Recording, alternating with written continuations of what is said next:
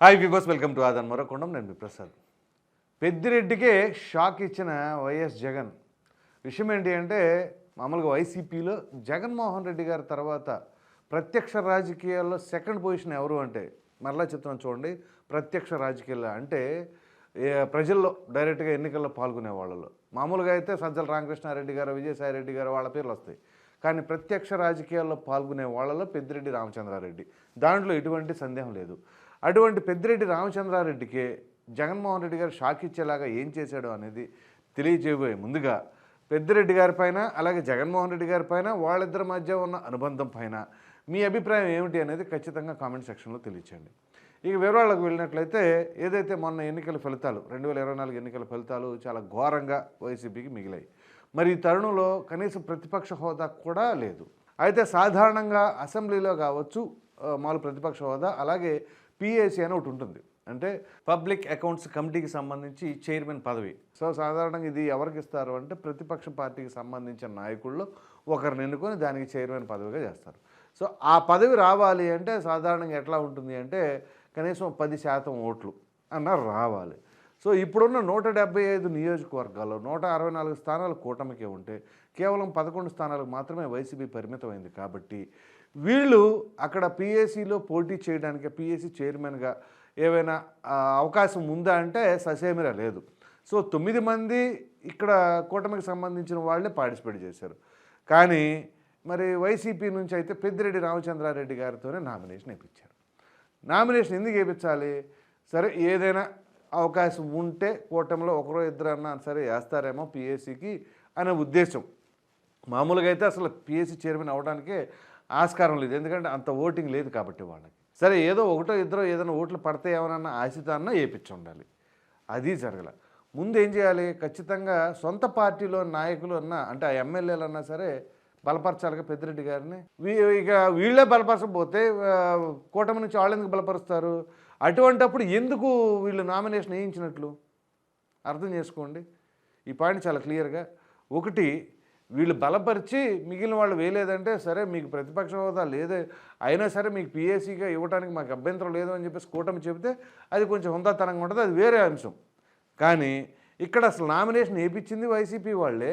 మరి పెద్దిరెడ్డి గారికి అంత పెద్ద వ్యక్తే కదా, పెద్దిరెడ్డి అంటే సాదాసీద వ్యక్తి కదా, రాజకీయంగా మంచి పట్టున్న క్యాండిడేటు, ఓ విధంగా చెప్పాలి అంటే ఓటమి ఎరగని వ్యక్తి అన్న. మరి అటువంటి ఆయన చేత పిఏసీ చైర్మన్గా ఆయన చేత నామినేషన్ ఎందుకు వేయించారు? వేయించిన తర్వాత సొంత పార్టీ ఎమ్మెల్యేలు ఎందుకని బలపరచలేదు? అంతెందుకు జగన్మోహన్ రెడ్డి గారు బలపరిచారా? పోనీ జగన్మోహన్ రెడ్డి గారే లండన్ వెళ్ళిపోయారట.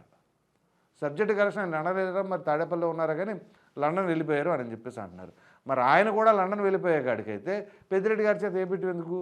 లేకపోతే అసలు నామినేషన్ వేసేవాళ్ళే లేరు అని చెప్పేసి పరుగు పోతుందని ఉద్దేశం. అట్లా అనుకుంటే వైసీపీలో కొత్తగా ఎమ్మెల్యేలు అయిన వాళ్ళు ఉన్నారు కదా, వాళ్ళలో ఇంకొకరిని ఎవరో ఒకరిని చేయొచ్చు కదా. పోయి పెద్దిరెడ్డి గారిని బకరాన్ చేయాలా అన్నట్లుగా రాజకీయ విశ్లేషకులు అభిప్రాయపడుతూ ఉన్నారు. సో అటు ఒక విధంగా చెప్పాలంటే అది పెద్దిరెడ్డి గారికి పెద్ద తలవంపులుగా ఉంది. ఎప్పుడు కూడా ఆయనకు ఒక ఓటమి అనేది లేదు. పైగా అంత ఎదురుగాల్లో కూడా ఆయన గెలిచారు, ఆయన కొడుకు గెలిచాడు మిథున్ రెడ్డి, ఆయన సోదరుడు ద్వారకానాథ్ రెడ్డి, ఇలా ముగ్గురు గెలిచారుగా. సో అంటే ఆ కుటుంబానికి కానీ ఆయనకు కానీ ఎంత పట్టుందో అర్థం చేసుకోండి, ప్రజల్లో కావచ్చు, ఆ జిల్లాలో కావచ్చు. మరి అటువంటి వ్యక్తిని తీసుకొచ్చి రాష్ట్ర వ్యాప్తంగా పిఎస్సీ చైర్మన్గా నామినేషన్ వేయించేసి అనవసరంగా ఆయన పరువు పోగొట్టినట్లేగా. అఫ్కోర్స్ ఆయనకి ఏం చేశారంటే కొంత ఊరటనిచ్చే అంశం ఇందులో, ఏదైతే బొమ్మన కరుణాకర్ రెడ్డి గారిని చిత్తూరు జిల్లా అధ్యక్షుడిగా చేశారు కదా వైసీపీకి, అది కాస్త ఇప్పుడు పెద్దిరెడ్డి గారికి ఇచ్చారు.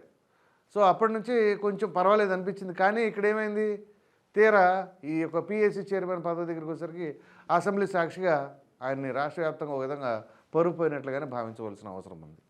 సో మరి దీని వ్యూహం వెనకాల ఇంకేమైనా ఉంటుందంటారా? ఎందుకు ఆ విధంగా చేసి ఉండొచ్చు బహుశా? మరి అది మీరు ఆలోచించుకోవాలి. అఫ్కోర్స్ పిఎస్సీ చైర్మన్గా భీమవరం జనసేన ఎమ్మెల్యే అయినటువంటి పులివర్తి ఆంజనేయులు గారికి అయితే ఆ యొక్క అవకాశం దక్కింది, ఆయన చైర్మన్గా చేయడం జరిగింది. ఇక్కడ మనం మాట్లాడుకోవాల్సి వస్తే ఇప్పుడు ఒకటి కాదు రెండు కాదు, అసెంబ్లీలో కావచ్చు, శాసన మండలిలో కావచ్చు, మరి ఇప్పుడు పిఎస్సీ చైర్మన్ పదవి విషయంలో కావచ్చు, ఇలా ఏ ఒక్క అంశంలో చూసినా వైసీపీకి చేదు అనుభవాలు మిగులుతున్నాయి. శాసన మండలిలో ఎందుకు మిగులుతున్నాయి అనేది కూడా మనం మాట్లాడుకోవాల్సి వస్తే, తాజాగా బొత్స సత్యనారాయణ గారు పవన్ కళ్యాణ్ గారిని కలిశారు, చూసారా? అంటే మామూలుగా ఆ సమావేశం అయిపోయిన తర్వాత బయటకు వచ్చినప్పుడు కలిసారు, అదంతా గౌరవప్రదంగా మామూలు ప్రకటించుకోకూడదు అని కాదు నేను అనేది. కానీ రాజకీయాలు ఎంత భ్రష్టు పట్టిపోయాయి అంటే 2019 నుంచి చిన్న చిన్న గ్రామాల్లో కూడా సొంత బంధువులైనా కానీ వాళ్ళు ఆ పార్టీ ఈ పార్టీ వేరు పార్టీలో ఉన్నప్పుడు కనీసం శుభకార్యాలకి వేరే వాటికి కూడా పిలుచుకునే పరిస్థితి లేదు, అంత దౌర్భాగ్యంగా తయారయ్యాయి. సో అటువంటి తరుణంలో ఇద్దరు పెద్ద వ్యక్తులు హుందాతనంగా పలకరించుకున్నారు అంటే, ఆలింగనం చేసుకున్నారంటే అది మంచి పరిణామమే. కాకపోతే శాసన మండలిలో కూడా కొన్ని బిల్లులు పాస్ అయిపోతూ ఉన్నాయి. ఎలా పాస్ అవుతుంది? మరి అక్కడ బలం చూస్తేనేమో వైసీపీకి ఉంది, కానీ ఏ బిల్లు అక్కడ ఆగట్లా. అందుగురించి దీనికి సంబంధించి మనం మాట్లాడుకున్నాం ఒక వీడియోలో.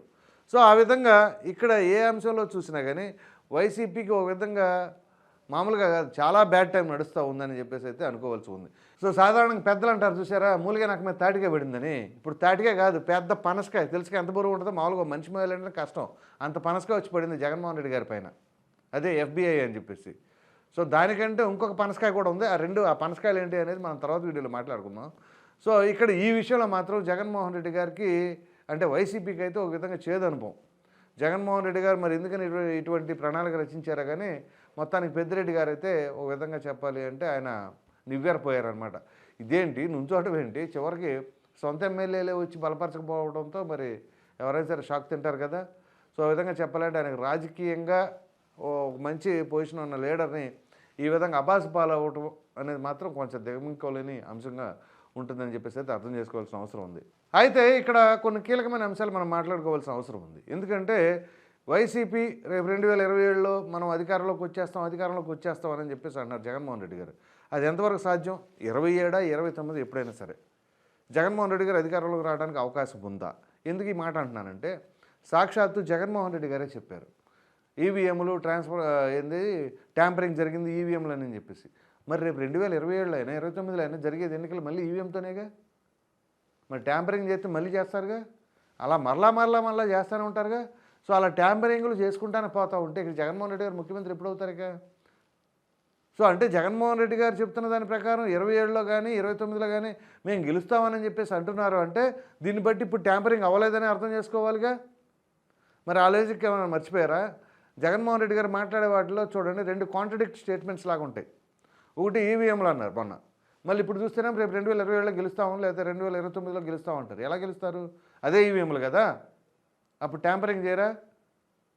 పోనీ ఇంకొన్ని విషయాలు కూడా మాట్లాడుకోవాల్సి వస్తే, ఇప్పుడు ఈ ట్యాంపరింగ్లు అన్నారు కదా, మరి ఆయన నేను పలావ్ పెడితే ఆయన బిర్యానీ పెట్టాడని చెప్పి చంద్రబాబు నాయుడు గారి గురించి ఎలా చెప్తారు? మరి మరలా పలావ్ బిర్యానీ అంటేనే మరలా నార్మల్గానే జరిగినాయి అని చెప్పేసి అనుకోవాల్సిన అవసరం ఉంటుంది.